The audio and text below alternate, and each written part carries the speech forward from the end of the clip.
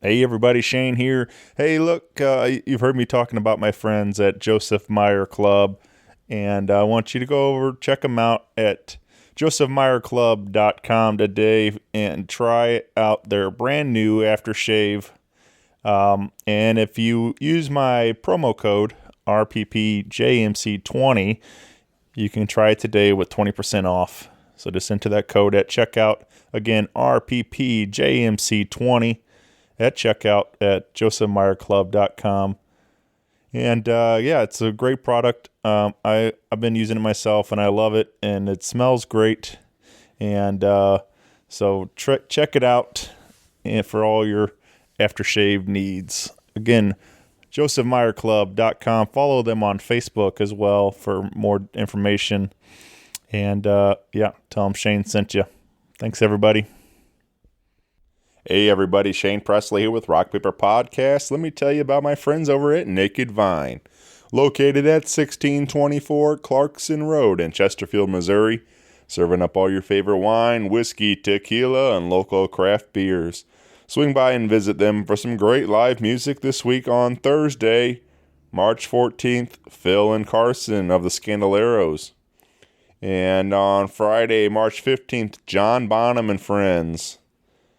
Saturday, March 16th, kicking off your St. Patrick's Day weekend, you got Irish Airs out there at 5, and Stephen Chozich at 8 p.m. Saturday night. So don't miss these shows. You can find all these details and more at nakedvine.net. Be sure to follow along on Facebook, Twitter, and Instagram.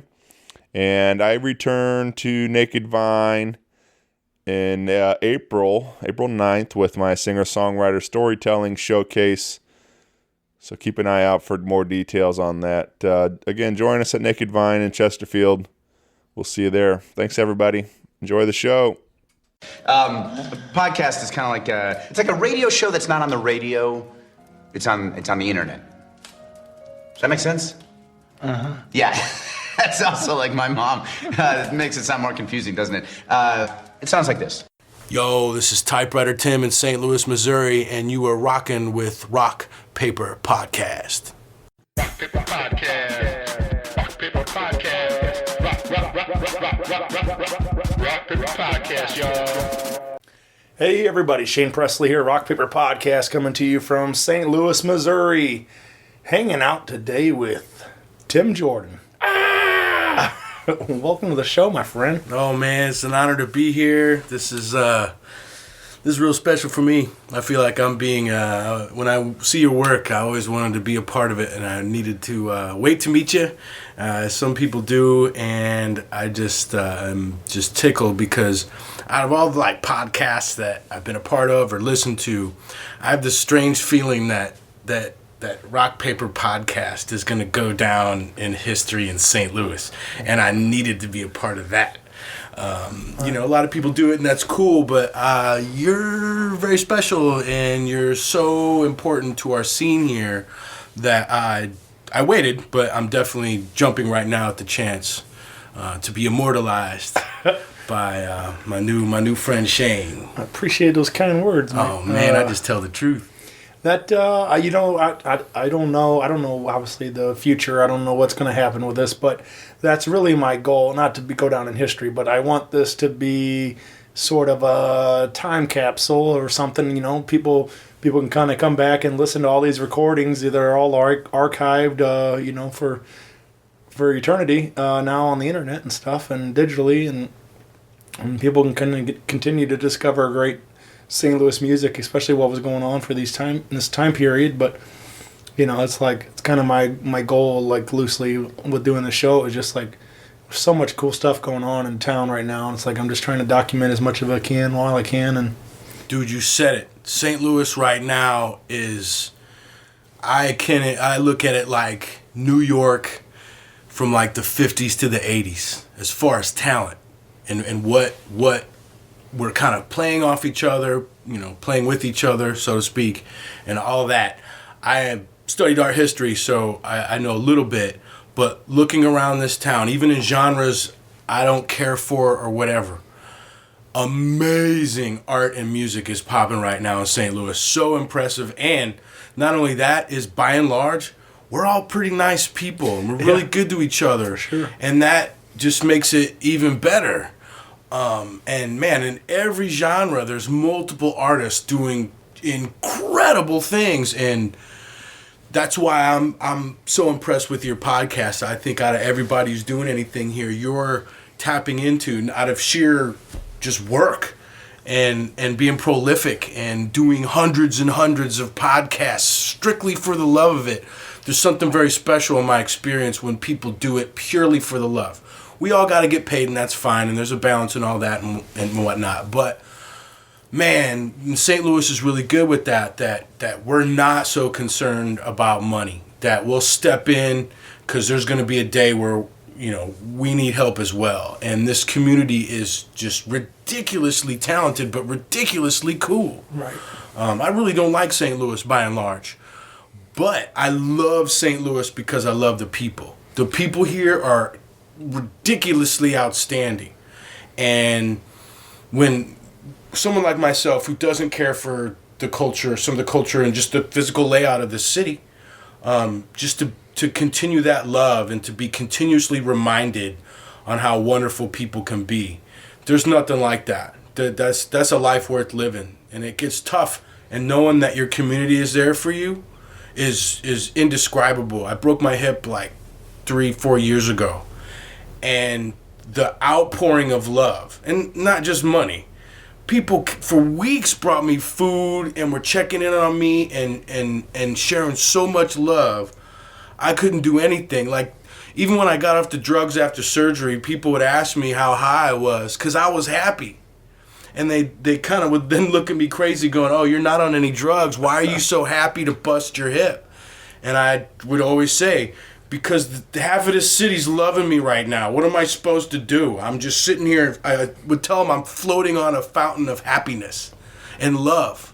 People I didn't even know. People on Facebook didn't know me. Sure. Brought me food. You know, threw me some money when I really needed it. And that's ridiculous, man. Yeah. You know, I talk to people around the country. They don't know who they went to high school with anymore. I mean, I know that's a cliche here, but we're tight-knit. I know people from nursery school. I know people, and I'm still friends with them. It's crazy. This place is so amazing, and it's a hotbed of art and music historically. You know, you look at, you know, Johnny Johnson, Chuck Berry, Miles Davis, you know, Tina Turner, William S. Burroughs. All these people changed their genres, and they came from here. You know, that confluence of those rivers coming together is no joke. You know, I know the city's having a rough time these days, it seems. It's not like it was in the heyday of St. Louis back in the day.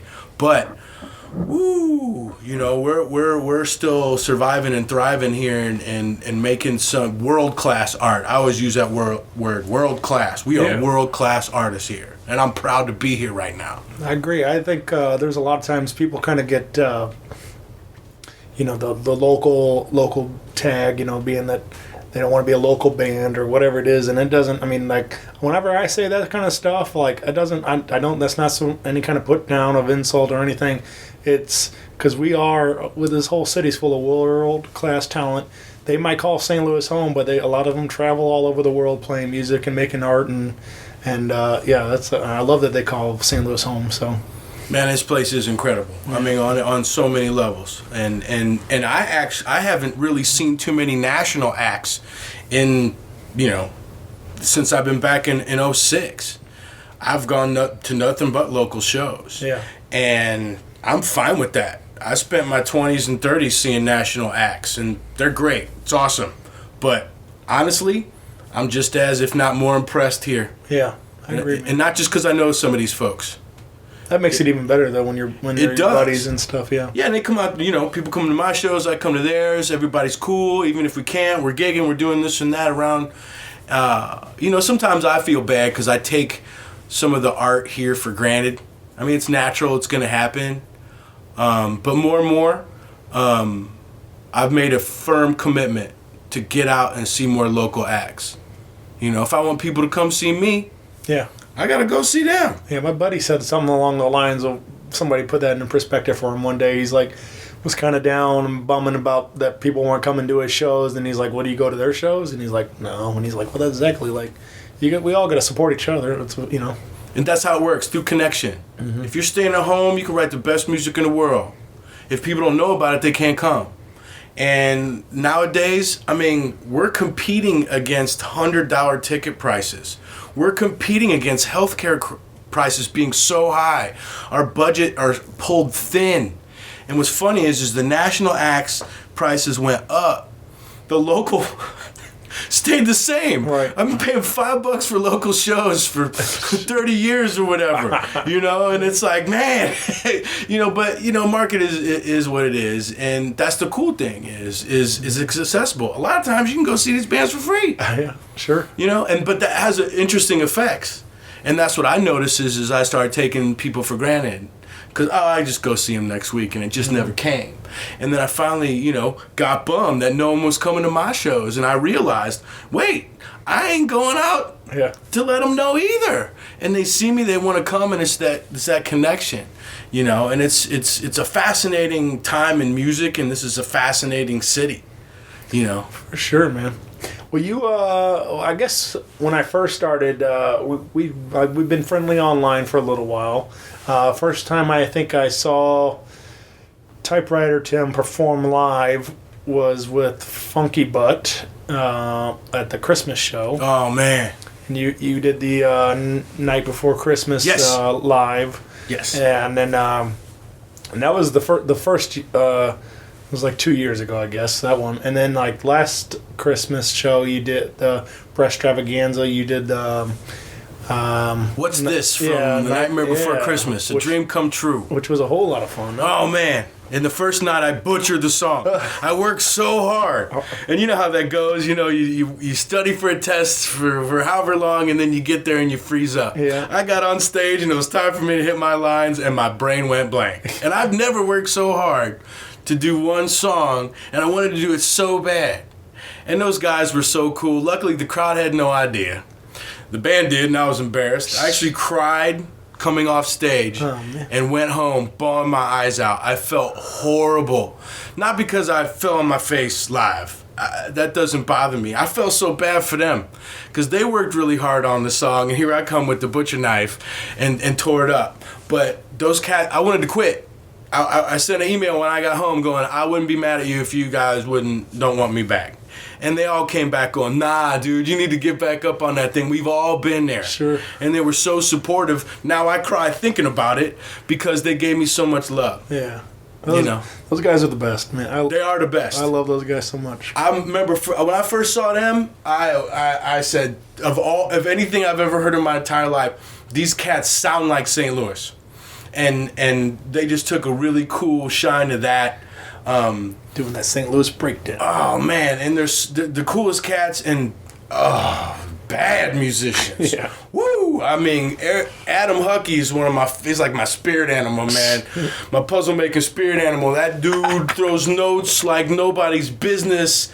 And, man, I've never heard music make me so happy as when that dude plays. And I'm so honored to have him ever be a part of anything I'm doing. But man, what a band. Yep. You know. So I'm kind of newer to the to a lot of your music, and I know I've seen you mention Adam being a part of some of your stuff. I've seen some videos on the internet from some of your past birthday shows where you get it like all kinds of my buddies involved with those shows, and but I kind of wanted to go back, especially being this is our first time really getting to meet and chat, so I kind of wanted to know a little bit more about where Tim gets started and stuff. And well, I started banging on the washer and dryer. Always wanted to be a drummer.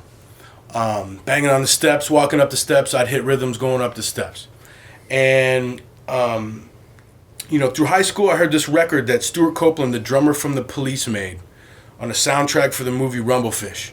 And he played a typewriter on it. And he battled a drum set with his typewriter. I thought it was the coolest thing I ever heard. Wanted to play drums, but never really had a place to play it. I drank too much, so all my money went to booze, so I didn't buy a drum set. I probably should have. And then, years later, I'm in college in art school, and my grandfather dies. And it was the first person close to me to ever pass away. So it was very profound. I'm in art school. I'm in my 20s. My mind's opening up in Lawrence, Kansas, hippie town, you know, vegetarian and all this weird stuff. Or not weird, but whatever.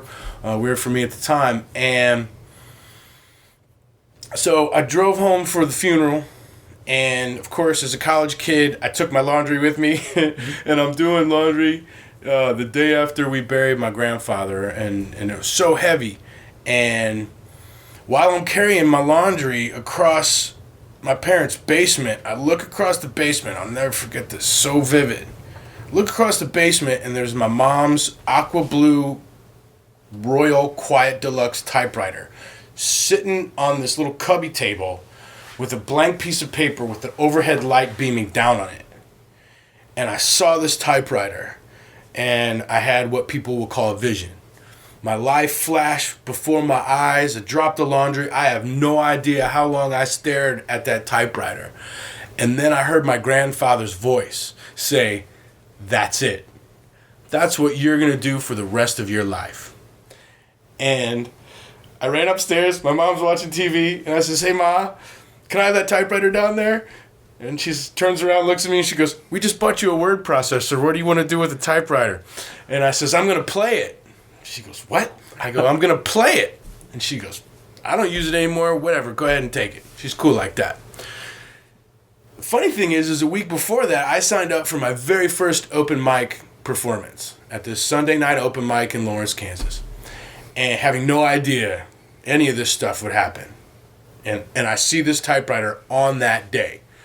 So I drove home to Lawrence, crying my eyes out about my grandfather, went to the Hockenberry Tavern and set up my typewriter, and the sound guy does what every sound guy does, and he walks up and goes, "What are you going to do with that?" And I says, "I'm going to play it." And they always pause for a second and go, "Well, I've never mic'd that before. Yeah. Let's go." And then I type my grandfather's name over and over again, crying my eyes out. Not much to it, you know. And then I think I was telling my coworker about it, and he's like, "Hey, can my friend come up and perform with you?" And I'm like, "Well, of course." We signed up for another open mic, and this dude, Jesse Jackson from Lawrence, Kansas, not the Jesse Jackson, but in my world, the Jesse Jackson. But anyway, this dude, number one, he's black, he's white, he's Native American, and he's Asian. So he embodied the four directions and the four colors of people. So he could pull off of any lineage he wanted to. So I don't think it's an accident. He starts singing Native American style while I'm typing. It's like the second show, nobody there. And it blew me away. Hearing this cat sing blew me away. And then week after week, we just kept doing it. And then the next week, a saxophone player showed up. And the week after that, a drummer showed up with all of us. And it grew into this thing. And so there's a different open mic, a bigger club, the Bottleneck, probably more akin to Mississippi Nights or something like that, or Del Mar Hall or whatever. That's their kind of medium size or smaller venue. And they have a bigger open mic on Monday. Well, I made the dirtiest pornographic flyers and put them up all over town for this Monday night open mic. Packed the joint. Packed it. And the booking person comes to me afterwards and says, "We should do this again." Right. And so then pretty much from there, as long as I lived in Lawrence, about every month, we played a show. And at that time, I was starting to get into it. I'd never really performed much in my life. But these musicians I was with were incredible. So I didn't really have to worry about that. But what I started noticing is those cats were getting upset because, one cat would go and play with another band. And, we're young 20s, dramatic and whatever. And people were getting a little pissy about, swapping members. You get a little older, everybody does that. I know, Sure. No big deal, makes it fun actually. But back then I started noticing a bunch of infighting and people getting a little weird about it. And this whole improvisational thing, I didn't want to rehearse.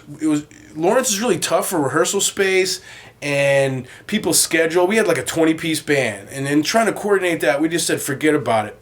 And I quickly realized I'm an improvisational artist. That's what I do. I'm in the moment, We talked about recordings before. I don't really like recording the stuff because it doesn't translate. You really have to be there to feel it. Yeah. Because when you're there, you can feel it. But then every time I'd listen to it afterwards, most of the time, I've done songs and different stuff like that. But I'd listen to these live performances, and it just didn't sound anywhere near how good it felt. And even when I studied performance art in college and these kinds of things, I ran into that. And then I started noticing that in different experiences at sacred ceremony that if you try to document certain things, certain spirits don't want things documented. Mm-hmm. Some things are so pure that and I've noticed it, that there was times where, you know, we would record some of our jams, and as soon as the tape would run out, back when we used tape, the jams would go through the roof good. And when the tape was running, they weren't quite there. And usually, musicians step up to being recorded. It's kind of like when someone's taking your picture. Right. You want to look good. You that's going to be documented. So you usually step up your game. But I started noticing there's certain instances that when things weren't being documented, the magic would happen. And it was just incredible to go through these things. So every month we'd play these incredible shows. I was known for getting naked. You know, because I'm coming to terms with my body as a young man.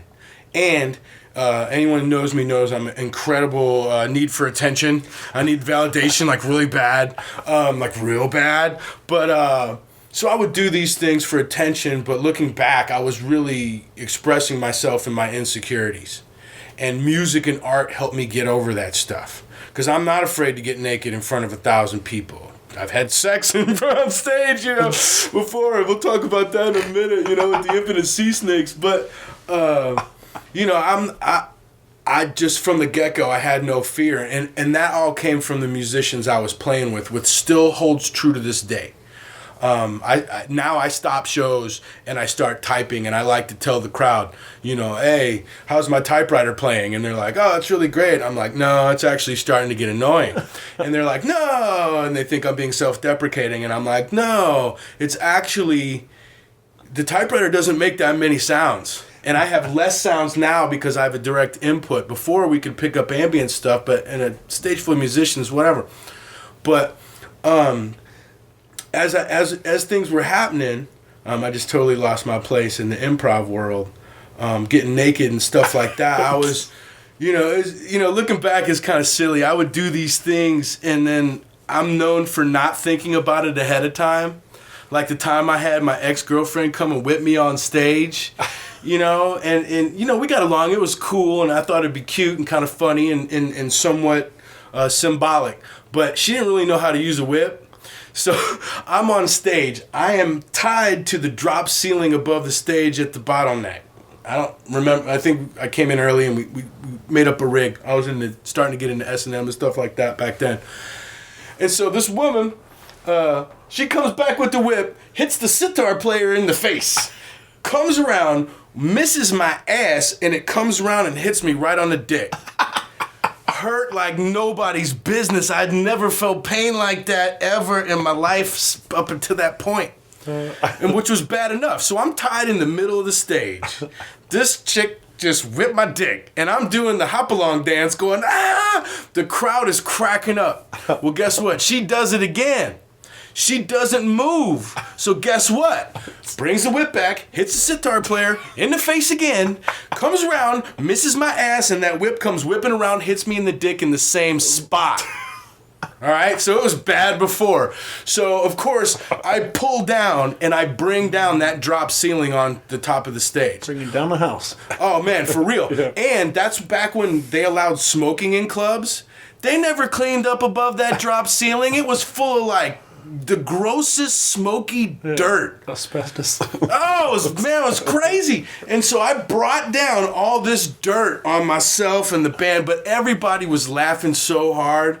Honestly, I don't remember. The only thing I remember after that is I'm walking off stage, dragging this shit behind me in my arms, and my buddy Jesse, sees me with a look, and he's on the side of the stage probably laughing his ass off too, and I have a look, and I'm walking off stage, and he goes, "Where are you going?" And I'm like, "I'm going home." Right. And he goes, "What?" I'm like, "This hurts like nobody's shit, man. I gotta go home, man. I'm in pain, dude, like I've never been in." And he's like, "Dude, this is your show. You cannot go home." And I'm like, "I'm going home." And he goes, "Tell you what, give me 5 to 10 minutes. Go back up on stage, and if you still want to go home after 5 or 10 minutes, you go ahead and go home." And he was right on point, because I went back up on stage, and the endorphins hit. Anybody out there who's been in extreme pain knows what I'm talking about. Tattoo people know what I'm talking about, man. You get this rush of energy. It's absolutely incredible. Very akin to being on stage or having sex or some of these very intense pleasure. And man, we rocked that show as dirty as I was, and I was known for doing stuff like that. Right. So we did really well in Lawrence, raised a bunch of money for Leonard Peltier, which was a big cause of mine out there, because we had 20 band members. I'm not splitting up, whatever money between 20 people. We just started donating it to charity. And that just made everybody happy. It's silly to pay everybody $20 or whatever, how that was going to go. Right. But so my early days were me working stuff out on stage, literally, and artistically, and moved away from, I wanted to stay in Lawrence. It's one of my favorite places in the world, but couldn't really afford it. College town, there weren't a ton of jobs. I started helping with people with disabilities to make more money, which ended up being a really powerful path in my life, and I'm very grateful for it. But I had to move away. I was, at that time I was moving to LA to be a star, and then got derailed and went to St. Louis and played with a 4-piece band. And I moved back in 97. And we had which was interesting, because I went from 20-piece, like horns, 5 guest rappers, sometimes 2 drum players, multiple guitar players, percussionists, sitars, theremins, you name it, we threw everything out there. And then I came back here in 97 and started a 4-piece band, which was ridiculous. We're hanging out at my buddy Matt's house, the first cat I ever played drums with, who's in my new band Length. We'll talk about that again in a minute. But we're just hanging out in his basement, and we look around, and we got a drummer, a guitar player, and a bass player, and me. And we just started playing. And then my buddy Red, my tattoo artist who lives in Atlanta now, he started DJing it with us and scratching and stuff like that, which was really cool. And we were able to pull off with 4 of us, because Red had to leave the band. He moved to Atlanta and whatnot. And we could do the same thing with 4 people as it took me before with 20. And I had to step up my game, because I didn't have 19 other people to lean back on. And when it's easy to do. You're playing with 20 world-class musicians. You can sit back and do a little portrait here, a little bit of this there, explain some things there. And man, we came back here and we really rocked the spot. And what's funny is the guitar player really didn't do much improv music at all. And I think he saw it, Justin Bowen really saw it as a challenge and got into it. And it was amazing to be a part of that kind of thing. And it really, as an artist, really made me step up my game and did some incredible shows. But, I was antsy. I had to move around, and then I moved down to Atlanta. And moved down to Atlanta. And, of course, getting there, I checked the I'll call it a liberal rag, close to Riverfront Times. They're creative loafing. So, of course, I look in the back of their newspaper for a job, because I figured I'm going to be happiest there, and then I'll step down and get more conservative as it went. And I'm looking at the ads, and they had an ad on there that said fetish performance artist wanted. So boom, I call them up. I'm like, I'm calling about your ad. Oh, and I forgot, while I was in college, my sculpture teacher, Richard Gillespie, my mentor, he's the first person to torch a typewriter with me. And really molded who I am as a sculptor and as a person, really. Out of the blue one day, he gives me a body bag, and he goes, "I think you'd know what to do with this." And I'm like, yep. And then, let me backtrack a little bit here. The body bag comes into play because I used to start my shows in Lawrence in a body bag, and the band would bring me in. I'd usually go to the club next door or somewhere outside, change into the body bag and try to make a spectacle and bring the energy into the room and try to get people, if they were walking by, to go, why is there a body bag walking into a club, and try to get them in there. And then they'd drop me on the dance floor, and then they'd hop up on stage and start playing, and then I would come out of the body bag in a diaper. And that represented the idea of the typewriter coming from my grandfather's death.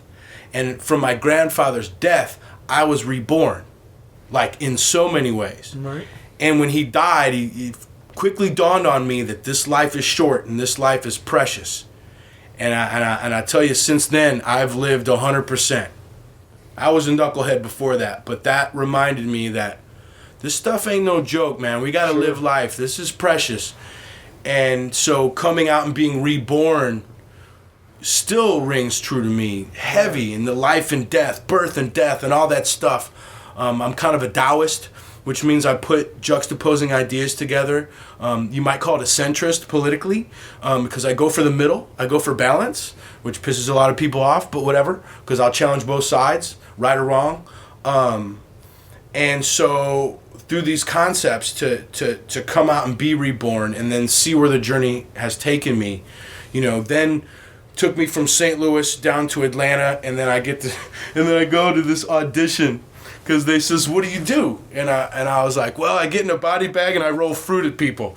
And they're like, what? And I'm like, yeah, I can dance around, I can do these different things in this body bag. And they're like, you got to come in. So like that afternoon, I rode my skateboard across Ponce de Leon in Atlanta, and then went to this cotton factory that had a live music club on the top.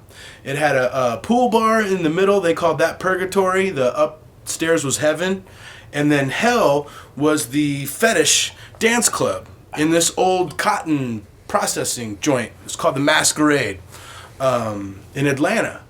And so I go down to this 3-level hell. I went to hell to audition in this body bag, and they just thought it was the kookiest thing because I was walking around and the go-go girls are dancing on the levels, and I'd crawl up there and dance with them a little bit, and then I'd roll around, roll fruit at people, they'd roll it back, and they loved it, so they hired me to work at their S&M club across town. So my first job in Atlanta was walking around in a body bag, fucking with people in an S&M club. It was fantastic, It was hilarious. Hilarious. Man, it's just flashing back now. And didn't do much music in Atlanta. I did a couple shows. They went okay, but I was doing other things, starting to get into Native American ceremony, dating a woman that was just a witch, turned out to be a witch. I met her on tour with the Impotent Sea Snakes. So anyway, Impotent Sea Snakes. So I'm at this S&M club, and there was this night, Friday night, that things got a little racy. We weren't supposed to touch the customers or have any interaction with them, and they were all over me on that Friday night. It was a lot of fun. So they called me into the office on Saturday, and I go, well, I broke about every rule that they have. I guess this is how I'm going to lose my job. So I sit down in the office with these kooka heads I didn't really know, and they just asked me, have you ever heard of the Impotent Sea Snakes? And I'm like, that's funny. I saw them in St. Louis, not too long. And they're like, how do you feel about, being a performer and hitting some model on stage with a flaming whip? And I'm like, I can do that, no problem. I'm good with nunchucks. I can do that stuff, no problem.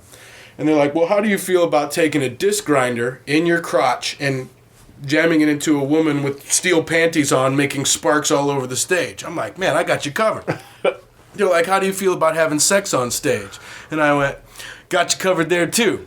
Now, funny story, did it once, don't recommend it for everybody. It's terrible. Horrible. Oh man. You think, yeah, whatever. I'm 20-something. I'm like, yeah, I'll fuck somebody on stage or do whatever. I was dressed like a priest, going down on a woman dressed like a nun, and then the schoolgirl and them were going on me. And on Monday, funny enough, this would have been how many years ago? On a Monday night before Fat Tuesday, which is where we are now. Yeah. I know, didn't make that connection. So anyway, doing all these weird things, and anybody out there that thinks it's a good idea to have sex on stage, think again. If you insist, gentlemen, get hard before you get on stage. Let me tell you, man, I lost friends that night, but no one knew me, so it really didn't matter. I got a girlfriend out of the deal, so I guess it was okay. Because the comment from her after the show was she wasn't doing a good enough job. I was like, I love you. But anyway, went to Atlanta, was doing all that kind of nutty stuff. And it was funny because the first year I was in Atlanta, man, I was doing that stuff in the first half of the year. And then, weird set of circumstances, I find myself in South Dakota at Crow Dog's Paradise at Native American ceremony. Really heavy-duty Native medicine. Some of the heaviest ceremonies that happen in this country. Here I am. And I akin it to, like, I spent the first half of the year in the darkness, and then I went out into the sun. And, man, I lived more in that 1 year than most people live their entire lives, and definitely more than I lived my entire life. And I've done some living. Yeah. Let me tell you, that year was condensed. It was so incredible to go from total darkness and despair, breakup, depression, and all this stuff, to find myself, and I always had a weird pull towards Native American spirituality, and I didn't know why. Now I kind of do. And then I find myself at the heaviest of heavy ceremony for the first time. And that totally changed my life. And I've always been a spiritual person. Back then I was kind of, somewhat of an atheist, challenging all these ideas. But then to be a part of something, especially as a white guy, was really honored for me. And then I'm at ceremony, and Crow Dog's talking over the loudspeaker, and I hear him start to talk about Leonard Peltier. And I didn't put two and two together, and I asked, someone there, I was like, what's all this about Leonard Peltier? And this cat looks at me and goes, that guy danced here, man. And I just dropped my jaw to see things kind of come into a circle, that it's just kind of funny. I raised this money to help this man in prison, who shouldn't be there. Then to go to this ceremony where, a part of the American Indian movement and that whole thing, it was just incredible. And then to be a white guy there, and it was just earth-changing experience. And then lived in Atlanta for 2 years then, and then moved to Los Angeles like I originally planned when I was leaving Lawrence. And it just so happened that my chief lived in San Diego, so it worked out really well that I lived in LA, and then every holiday I would just drive down to San Diego and spend the weekend doing a sweat lodge with my chief. And that was mind-blowing. And LA was funny because I went there to be an artist and an entertainer, and that's like one of the worst places to go to be an entertainer. You're one in millions. And right. Around here I've had cops stop to help me with a video shoot or a film shoot or whatever we're working on. There, they give you a ticket. Right. You get a fine. You'd think you go out to LA to make films. It's actually difficult to make films. It's incredibly expensive. If they see, more than 3 people in a crew, I don't know what they're charging now. That's probably thousands of dollars in a fine. Sure. And was just doing the spirituality thing. I played a few gigs out there, not to any consequence, just some performance art stuff, and I would rent a theater and put on a show and would do okay. But then just went broke in LA. I mean, I couldn't afford to be there. I was helping people with disabilities, and in California, they don't pay you overtime helping people with disabilities because that would cripple that industry. I was working 60, 80 hours a week. Now, a lot of that was sitting in traffic, and a lot of it was social stuff, and it wasn't like I was digging holes the whole time. But man, I had no life. I had 1 day off a month, and I didn't want to do anything. I slept all day. Right.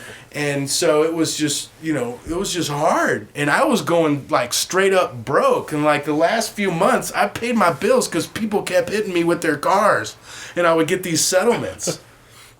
I don't want money that way. Right. But so it's kind of funny that, I'm talking to my sister, Chris, and she was always my champion out there. She was always saying, hey, I was always like, man, I don't know if I can make it. And she's like, dude, I'm going to send you $100. Don't give up. You can't give up your dreams. You moved all the way out there. You can't give up. And I'm talking to her. I'd been in LA, 5 years by then. My chief had just died. And I was just burnt. I was burnt on everything. And she's telling me, she's like, we have an empty house. And I'm like, what does that even mean? Who has an empty house? She goes, well, your brother-in-law, was in this house, and it was supposed to get bought out, and it all fell through, and we've got this empty house on this janky old street over here in Sunset Hills where we're sitting right now. And she's like, it would be great to have you come back and move here. You know, my brother-in-law didn't want to mow the yard and take care of the house and all that stuff. The timing was perfect. I called my landlord and I was like, would you let me out of my lease? And she's like, yep. And I'm like, I didn't expect that answer. So 2 weeks later, literally, come New Year's, worked all night on New Year's, packed up all my speakers and typewriters into my truck and drove home from 3 days, 45 miles an hour, all the way home to St. Louis. And I'm still stuck here. You know, and I couldn't be happier about that, you know, and then from here, you know, of course, 06, whatnot, you know, I got to start the band again, and then was playing with different people, and my process, if I try to do something, it never works. And that's most people of a certain irony of life, but with me, it's a thing. Anytime I put together a band, it will not come together. As soon as I throw up my hands, the phone rings. It's just part of my process. And, you know, started doing music again. You know, man, I was in a band with a crackhead, the Intergalactic Mac, great player, brilliant player. He was like the Jimi Hendrix on keys, but then I find out he's smoking crack, man. And then I find out the drummers, you know, got some issues and whatnot. So be it, whatever. And so, like, that band falls apart. Like, days before that, I set up this jam with one of my coworkers at Schlafly. Don Brewer was a rapper in a band called Person X. And I fell in love with their music. Great hip-hop. Some of the best hip-hop ever made in St. Louis, Person X. No one will ever hear of them, which is sad. But we got together, and we were talking, and we had a really great jam, and we were talking, and I go, it's just kind of funny that my band just fell apart. And they're like, well, let's do some shows. And what I liked about Person X was they could play electronic instruments improvisationally, which is very rare. So they would have a bunch of different kinds of synths going, and they would all have it hooked into some beat driving stuff, you know, Ableton and all that kind of stuff. But they could perform and adjust to what I was doing live, which I found amazing. Some of the best shows I've ever done was with them because they would play like 4 of their songs and then we'd drift for 20, 30 minutes. And then we'd play a few of their songs. So it was a really good mix between songs and improv. And you're still just playing typewriters? Still playing typewriter through this whole thing. And I... Over time, I used to rap a little bit more in the early days, and now I do more spoken word. Storytelling. This last show I did was basically a yoga meditation class. It was very new agey and I was really feeling it and uplifting and coming to terms with our stuff and doing better and being better and focused and all the things I believe in. And the Person X shows were incredible because most of my stuff is just improv the whole time. And that's not everybody's cup of tea, and I get it. You say you're an improv band, a lot of musicians and people are going to go, ugh, because a lot of times that's horrible. But my players are world class. A lot of times people don't realize we're just improvising the whole time. Yeah. And if you're dealing with people like Adam Huckey and whatnot, you just think you're at a jazz show, at some funky jazz show. But me and Person X really had a great mix, and I'll miss those shows a lot. And then from there, Person X disbanded, some people moved away, and then met Chan Evans after that and some other players. And me and Chan Chan understands what I want, that I don't want anything, and he loves the freedom of it. And he and I just got along. You know, homies off the bat. I just really appreciated his vibe and his playing, and I was like, dude, I don't want to play another show without you. He's moving away to San Diego, which is sad, whatever. I'm in denial. But, man, he really was a cornerstone on a lot of my stuff here. And then Tom Byrne, local jazz great, started getting involved. I ran into him, and he's amazing. He's a true artist in that if he's never done it, he wants to try it.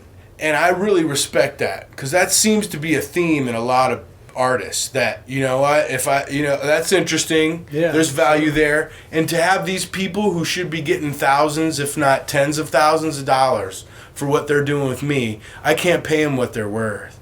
And then to have them come and be a part of what I'm doing is incredible. I'll stutter because it just blows me away every time I think about it.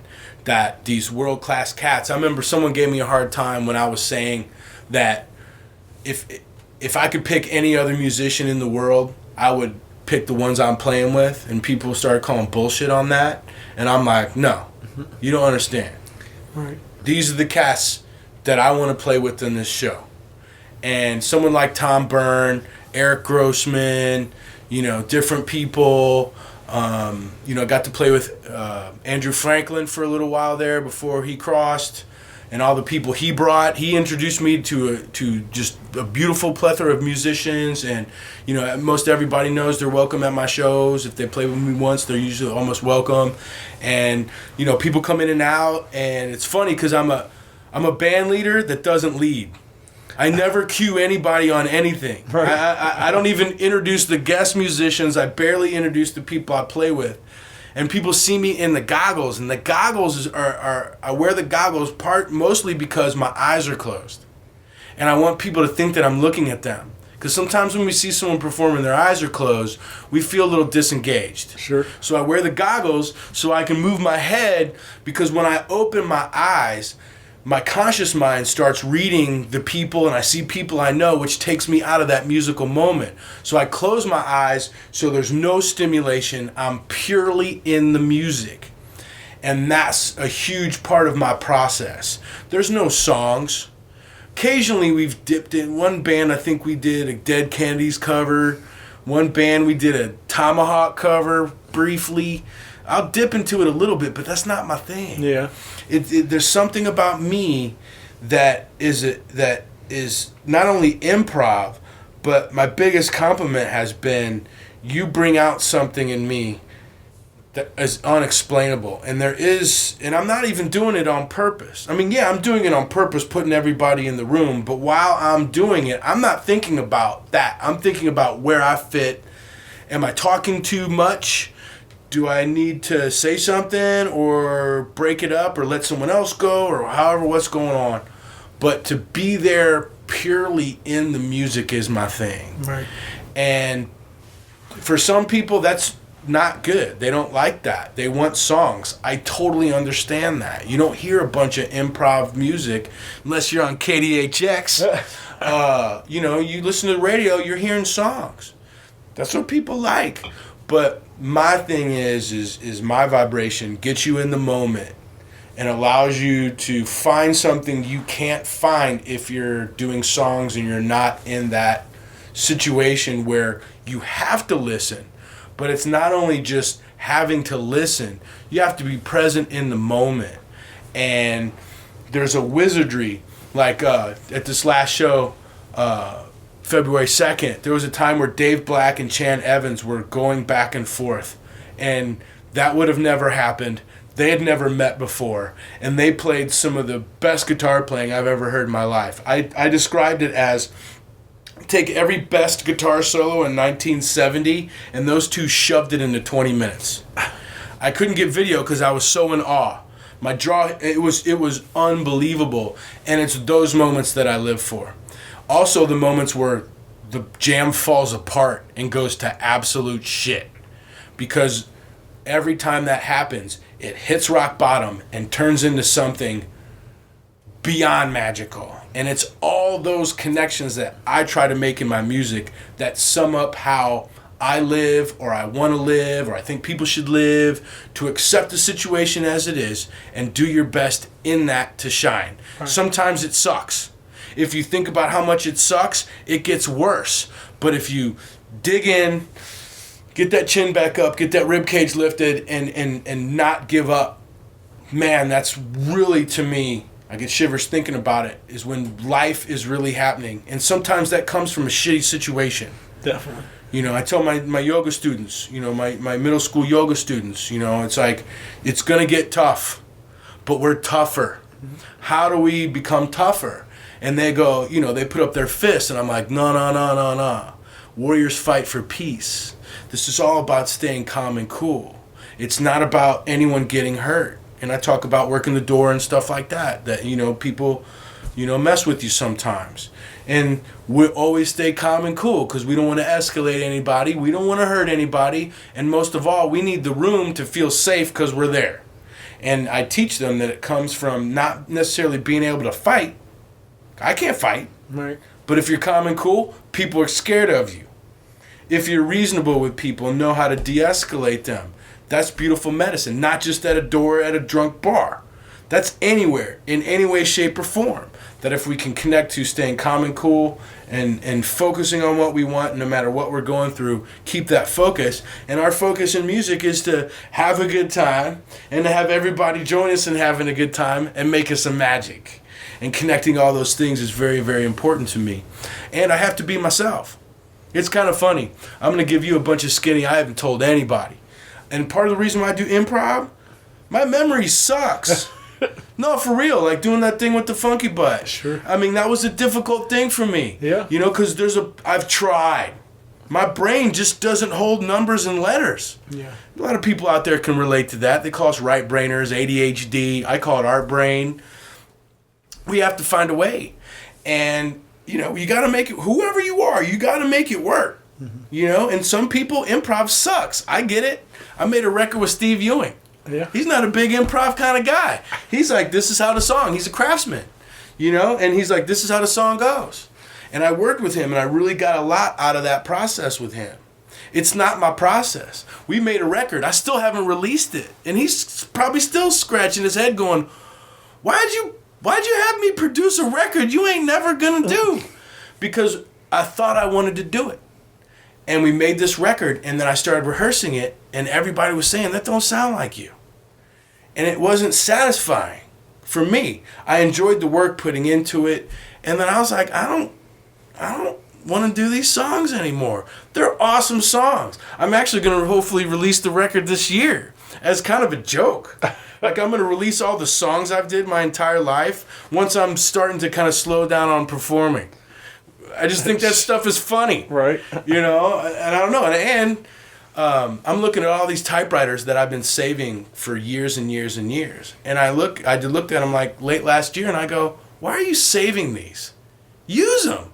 Cut them up. Do what you're going to do with them. If you live your life just waiting, you're not living your life. This stuff is here. Let's rock it, And so, I want to put out those records. Yeah, man. Later this year. Well, I'd like to hear that. Just, I'm going to dig some more stuff up. Steve's, when I started the show, he was on board at the very beginning, I think episode 5. But he's always been super cool to me and one of the nicest guys I've ever met doing this stuff. And Steve Ewing is one of the coolest cats in the world, period, at all times. I've known that dude a long time. And man, I've worked with him musically. We couldn't be more opposite music-wise. Right. We really couldn't. But I've been jumping off his stage for 30 years. Actually, Steve Ewing is the reason I became a percussionist. Because back in the day, he'd jump up on stage with these rototoms, and he'd bang the shit out of them. And I went, I want to do that because I love the Urge. Fishbone was like my favorite band ever. And then my buddy Steve Taylor threw me this tape, told me it was Fishbone. I believed him, and he goes, nah, that's the buddy I work at the grocery store with. And I was an Urge fan right off the bat, bust me that 40, and we'd go see him live, and he'd play those rototoms. I went out and bought some rototoms. They're really hard to play. So I was like, man, I suck at this. So I let it go, and then it all comes back around to the typewriter. He and I worked together, all that stuff. We were in L.A. I bumped into him at the beach. I recognized him on the beach. Yeah. And I'm like, hey! And he didn't hardly know me then. Like back in the day in St. Louis, I was just a drunk. I didn't talk to the band. I had no connection to the band. I got wasted and I left. So I was rocking the Urge for like 10 years until I started seeing them in Lawrence, and it was a familiar face for them. Then Steve was sick one night, deathly ill. And that dude, man, he was like, hey, man, can you give me a ride home after the show? And I'm like, of course, man. He hit the stage. You would have never known he had the flu.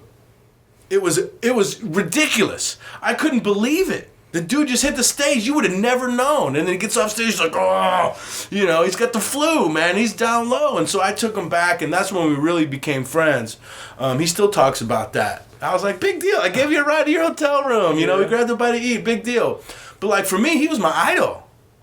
You know, and now seeing him popping and rocking here in St. Louis, continuing the urge. They just got off the 311 cruise, and he's selling food. We talked about opening a restaurant, and then he, you know, rolled on and got his hot dog stands and played his business correctly and built his, you know, soon-to-be empire. And it's so cool. Yeah, man. You know, it's just so cool to see all this stuff and coming around. And then now I'm chilling on the typewriter stuff. And I love my new band, Length. Yeah, let's get into this. Length is still improv, but I met this dude's... Well, let me start. Matt Authage, the drummer in Length, was in my band in '97 here in St. Louis, and we're going back. When I bought those Rototoms and tried to be a percussionist, I then started playing percussion, just banging on some drums with my buddy Matt. So now it's beautiful because Matt's the drummer in Length. He's in a band locally called the Mussy Clubs. And so we took the Mussy Clubs, put me on it, added Mark Heron on guitar, and we were going to have Chan play guitar because I wanted a band with 3 guitar players. Like, normally that's horrible. But when I asked them, what do you think about playing in a band with 3 guitar players? And they all said the same thing. Depends on the guitar player. And I go, ooh. And so, you know, Chan's moving away and whatnot. So we brought Mark in, and now we got saxophone. Green Bean, Ryan, plays with us, is going to be playing with us a bit, as well as Charlie Serpa when he can. So between those 2 cats, it's really cool tones to hear 2 guitar players and a saxophone. And I wanted a typewriterless band. I wanted a band where I didn't have to bring in the PA. I didn't want to have to do all this stuff.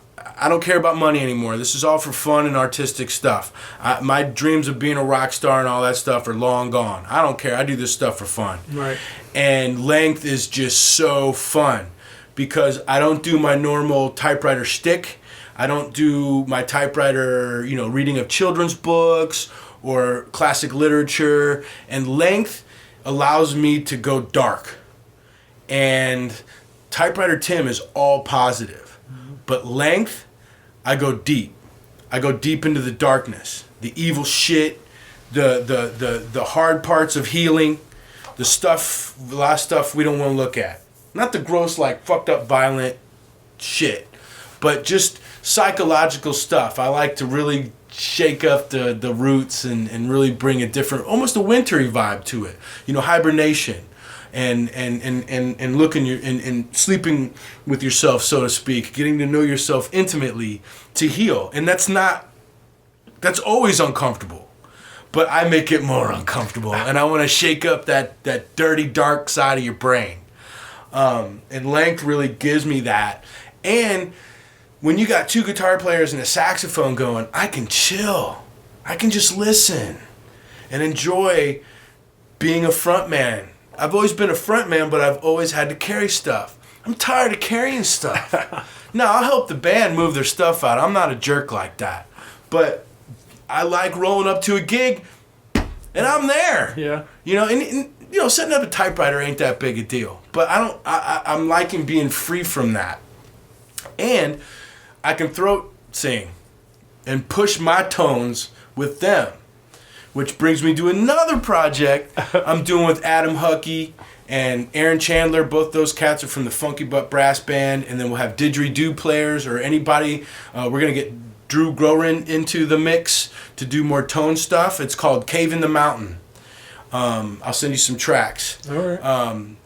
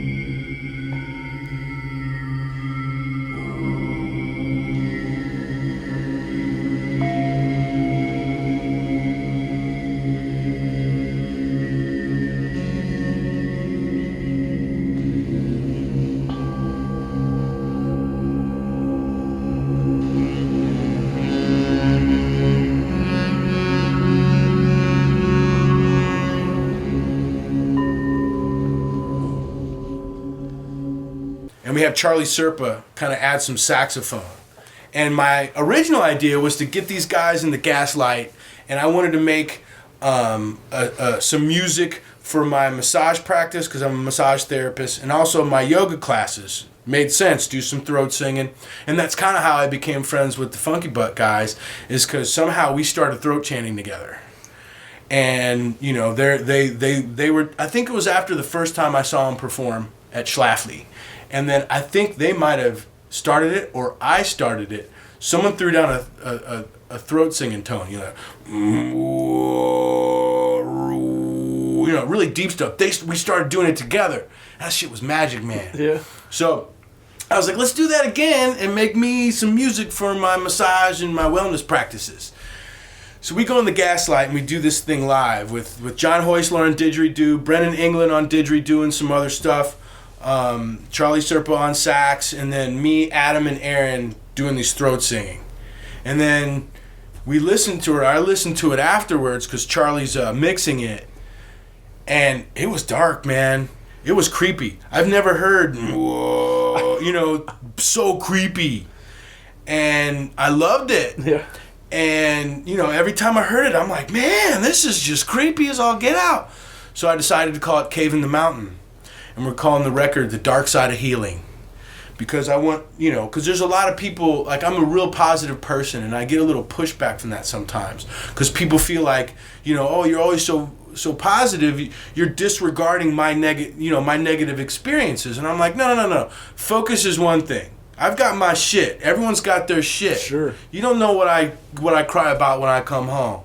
You know, I just in the persona, in the public, I want to keep it positive. Yeah, exactly. You know, you and I can talk real quick, and it can get dark and deep and whatever, but that's not usually what I put out to the world. But I love this record because it does that through tones. Mm-hmm. It acknowledges that, this shit gets dark, no matter who you, and, you know, night and day. Well, it's probably a good release for you, too. Like, you know, because like you're saying, we all have those dark thoughts and different things, and this is a way for you to get that shit out of your head. And like, exactly. Right. It's like a fart. Yeah. Better outside than in. If you hold that shit in, right, it's going to tear you up. And it's funny because I came up with a whole fart metaphor philosophy because, like, emotional release is... A fart is a metaphor for emotional release, or vice versa. Because right before you let it out, you're scared of it because you're not sure what's going to happen. Sometimes it's messy. Usually it's just benign and funny. But sometimes it gets deep. Sometimes it scares the shit out of you. Sometimes, you know, it embarrasses the hell out of you. Everybody does it, so we're humbled by it, and all these things. I need to work on a record, you know, the art of the fart, you know, and that whole thing. But I love these connections to these things, and yeah, we got to be able to go dark, you know, and you know, that's my way of balancing how positive of a persona I've tried to be. Yeah. Well, you locally you can come see Length live. We have a couple of dates on the calendar. March 16th at the Heavy Anchor. Yes. And June 8th at Schlafly Tap Room. And he said that'll be with Tory Z Starbuck and Eric Hall. Yes. Those cats, man, are phenomenal. Because, you know, Eric Hall, very experimental, but he's so good. Some of these experimental noise groups, and I've seen a ton, a lot of times are just annoying. That's cool for some. I'm sorry, I need a little more entertainment. I need a little more oomph in my poomph, if you know what I mean. Eric Hall is genius and brilliant at how he can make experimental and noise sound good.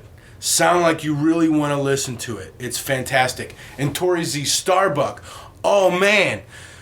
St. Louis doesn't realize it, but we owe so much to Tory Z Starbuck because through the 80s, you know, people I think disregard this. Man, he showed everybody here in this town it's okay to be weird. Because he was weirder than anybody before that was a thing, and he caught hell for it. I remember the first time I saw him perform, I'm in high school, and I'm an asshole, right? And I'm at this art party, and here comes this dude wearing like a purple Speedo or T-back, And I was a little fucking crunklehead back then, and I'm like, art fag. What the fuck, this dumbass. And then I saw him go up on stage, and he threw the fuck down. Didn't care. Gave performances all. Now, I didn't know what I was looking at back then. But I remember coming home and going, wow, that cat had the guts to go up there like that and be himself. Then move forward in time. What am I doing? I'm going up there, giving it all, not naked. I was, and Tory did so much for all of us. It's okay to be weird. Yeah. And man, that dude's out there. And I love him. He entertains me like no one does. He'll send me these weird emails. And I like it because, like, very few people can, like, get me and, like, out-freak me, man, because I've been there, right? And this dude will just throw these weird sentences together, and I'm like, man, what the fuck, man? And I love it because he always keeps me artistically on my toes. And he still throws down. He's still, 30, maybe even 40 years later, this dude still throws down the way he needs to and should. And he's inspiring people at Washington University now and all that kind of stuff. And I give that cat praise every time I can. And I'm projecting. He had that effect on me, but I think he had an effect on everybody. And that we could step up our game. And because he was not afraid to be a freak, we all felt good to be a freak. Because back then, the last thing I wanted to be was a freak. Right. And then look at me now. Oh, man. Oh, man. But yeah, I'm so excited. I've always been excited to play with Tory. And those two acts with us is a dream come true. And that's really why I gig now, is just for the show. It's got to be a solid lineup. It's got to be a cool thing. I'm loving the heavy anchor. I'm loving, tap room is so cool. No cover, all ages. You can go in there and see some really cool stuff. Brett Underwood does an amazing job booking that place. I mean, man, almost a mainstream venue like that has kooky bands going through there. I mean, world-class artists coming through there. It's so beautiful and so amazing, but it's those little gems. It's unfortunately there's only 20 people at these shows, 50. I remember back in the day, man, they were packed. Yeah. But the game's changed a little bit.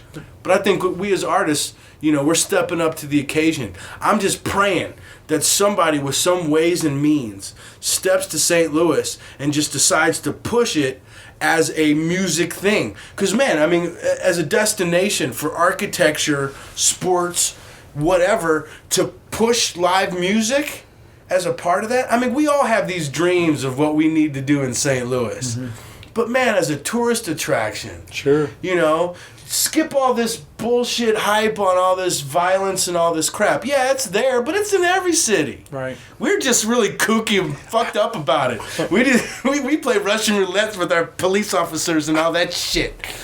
But in all reality, beautiful art comes from those situations. Mm-hmm. And I think that's the undercurrent of everything. Kazemu was saying something about starting a jazz fest. That's brilliant. We should be having that kind of stuff popping all the time. And I know they're trying on Grand and all that, but the city is so spread out. Yeah. It makes it so hard. But whatever. That's the board we're set, and we got to play the game. And I hope somebody realizes that St. Louis is ridiculously chock full of talent right now. I think that's kind of what's fun about when I make those list of shows in town and people start sharing them around, because like I amaze myself when I put those together sometimes, and I look at that like I'm like, really, there's 45, 50 shows going on a Friday, Saturday night, and it's crazy to think that there's that much music going on in a 30-mile radius around St. Louis and stuff.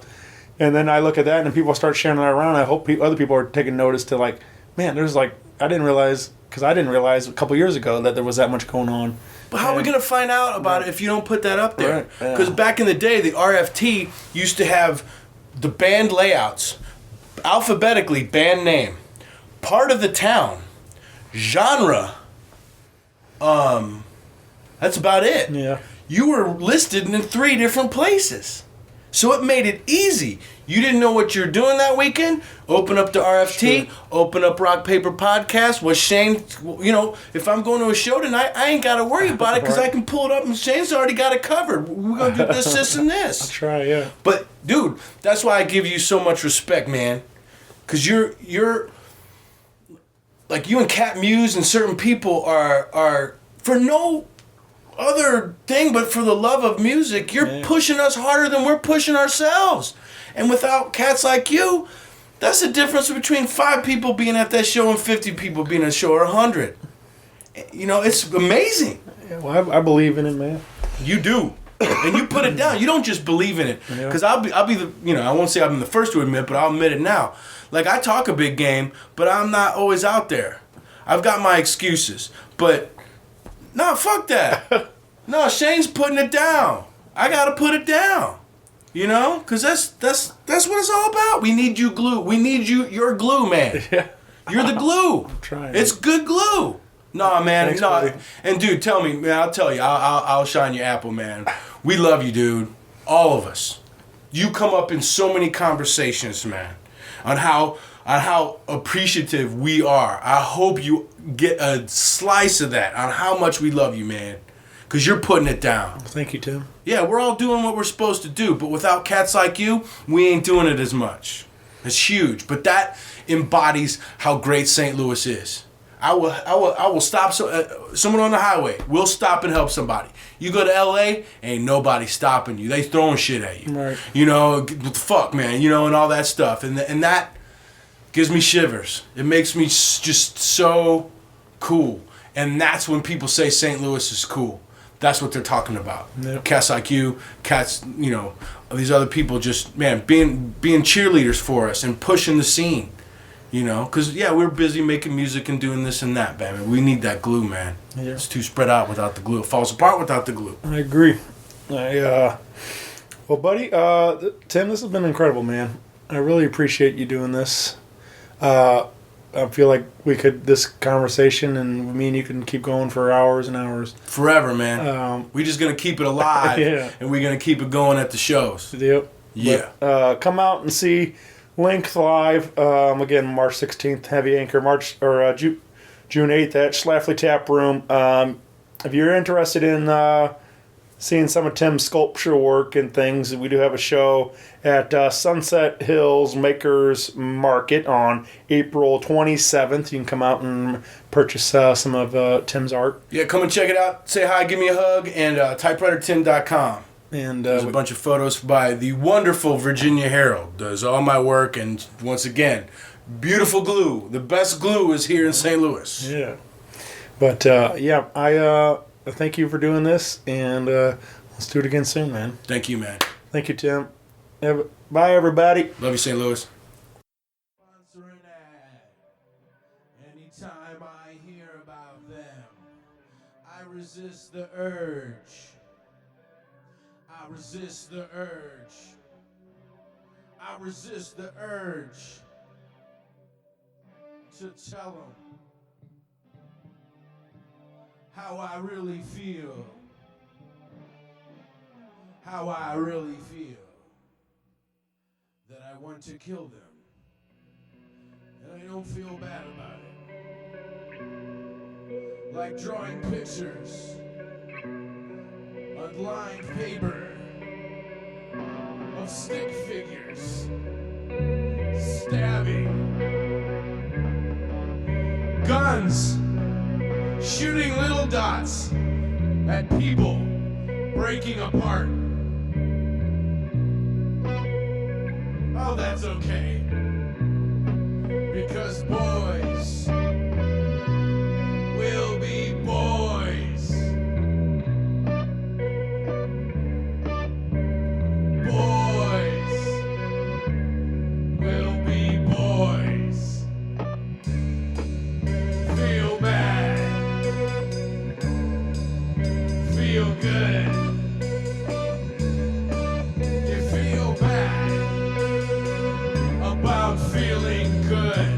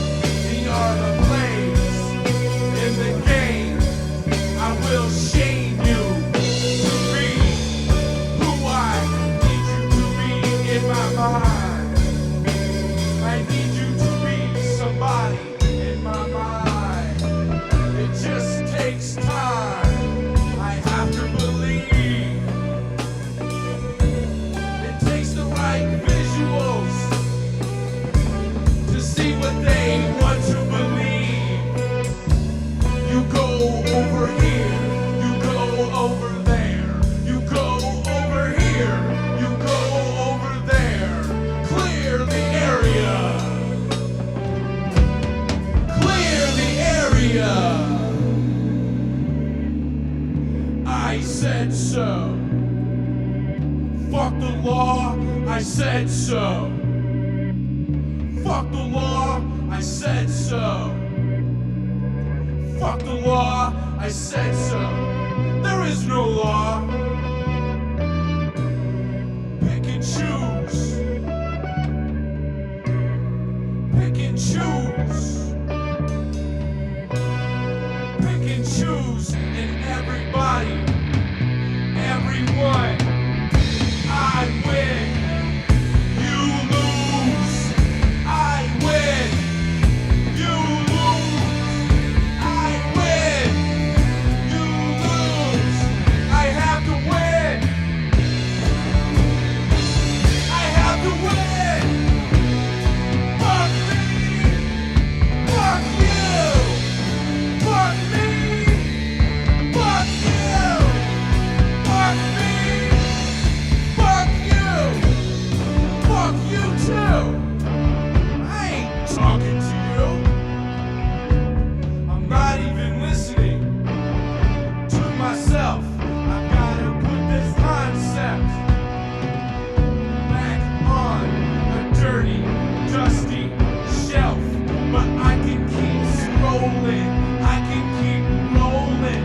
I can keep clicking.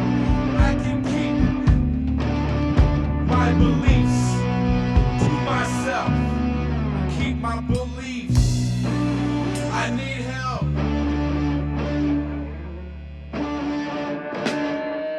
I can't breathe.